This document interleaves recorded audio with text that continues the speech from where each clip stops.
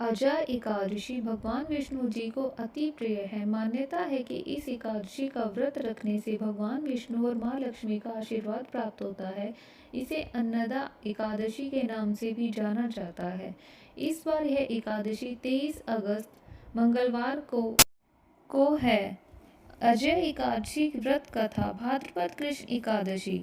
युधिष्ठिर कहने लगे कि हे भगवान, भाद्रपद कृष्ण एकादशी का क्या नाम है, व्रत करने की विधि तथा इसका महात्म्य कृपा करके कहिए। मधुसूदन कहने लगे कि इस एकादशी का नाम अजा है। यह सब प्रकार के समस्त पापों को नाश करने वाली है।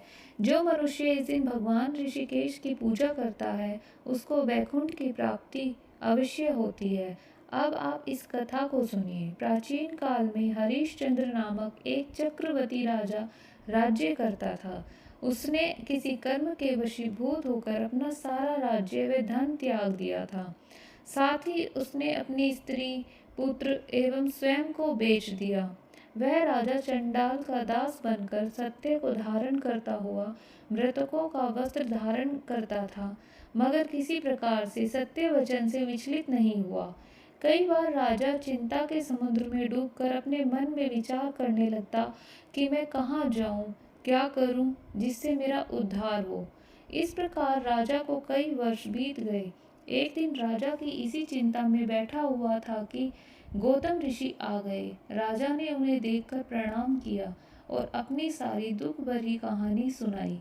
यह बात सुनकर गौतम ऋषि कहने लगे कि हे राजन, तुम्हारे भाग्य से आज से 7 दिन बाद भाद्रपद कृष्ण पक्ष की अजा नाम की एकादशी आएगी। तुम विधि पूर्वक उसका व्रत करो। गौतम ऋषि ने यह कहा कि इस व्रत के पुण्य के प्रभाव से तुम्हारे समस्त पाप नष्ट हो जाएंगे।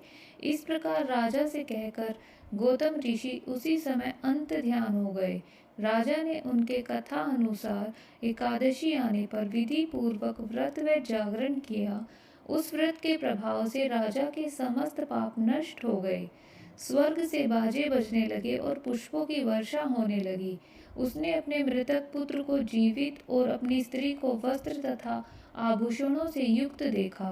व्रत के प्रभाव से राजा को पुनः राज्य मिल गया। अंत में वह अपने परिवार सहित स्वर्ग को गया। हे राजन, यह सब अजा एकादशी के प्रभाव से ही हुआ है। अतः जो मनुष्य यत्न के साथ विधि पूर्वक इस व्रत को करते हुए रात्रि जागरण करते हैं, उनके समस्त पाप नष्ट होकर अंत में वे स्वर्ग लोक को प्राप्त होते हैं। इस एकादशी की कथा के श्रवण मात्र से ही अश्वमेध यज्ञ का फल प्राप्त होता है। वीडियो अच्छी लगी लाइक करें, कमेंट करें, शेयर करें। चैनल को सब्सक्राइब करना ना भूलें। श्री राधे राधे।